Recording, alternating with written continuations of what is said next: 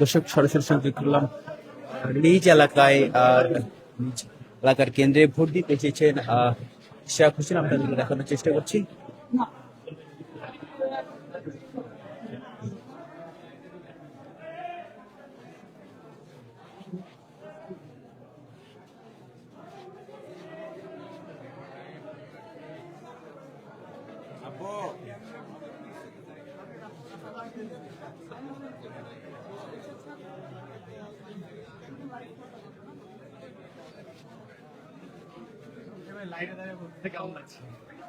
আইনে দ্বারাই ভোট দেওয়া উচিত। আসলে আমাদের সবাইকে আইন মেনে এবং সর্বসাধারণ যেভাবে সার্ভিস নেয় বা ভোট দিতে যায় সেভাবে আমাদের করা উচিত।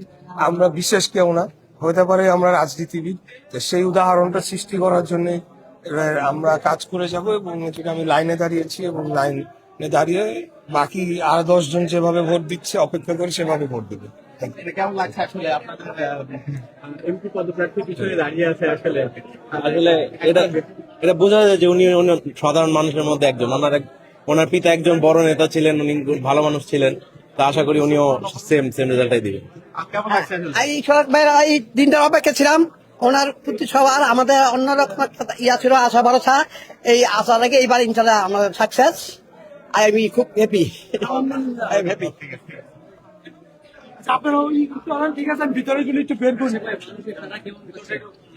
আমরা ব্যাপক সাড়া পেয়েছি। ইভেন যখন থেকে আমরা প্রচারণা শুরু করি তখন থেকেই আমরা সর্বসাধারণের সাড়া পেয়েছি। সকল শ্রেণী পেশার মানুষ আমাদের এই ক্যাম্পেইনে তারা যুক্ত হয়েছেন। তো আশা রাখি যে তার প্রতিফলনও আজকে আমরা পাবো ইনশাআল্লাহ।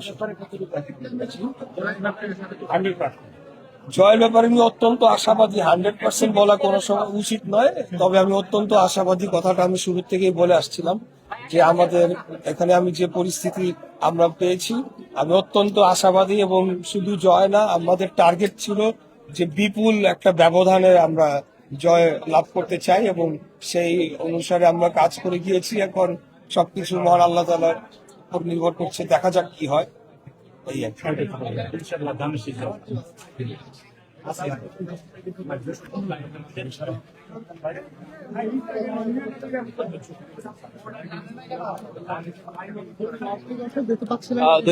দেখছেন যে ইশরাক হোসেন কিন্তু আসলে লাইনে দাঁড়িয়ে আসলে ভোট দিচ্ছেন এবং তিনি কিন্তু বলছেন যে বিপুল ভোটে জয়ের বিষয়ে তিনি কিন্তু আসলে আশাবাদী, এমনই কিন্তু তিনি বলছিলেন। দর্শক দেখতে পাচ্ছেন আজকের পত্রিকার ফেসবুক পেজে যারা যারা দেখছেন সকলকে লাইভটি শেয়ার করে দেওয়ার জন্য অনুরোধ জানাচ্ছি।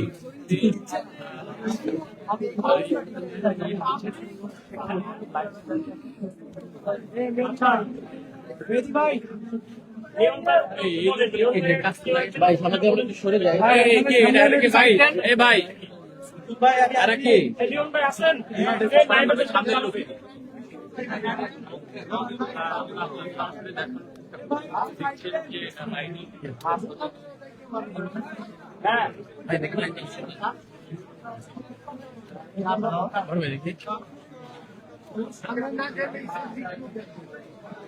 আমরা না দিলে ঠিক করে আঙ্গ বলতে ভাই দেন ভাই পুনঃ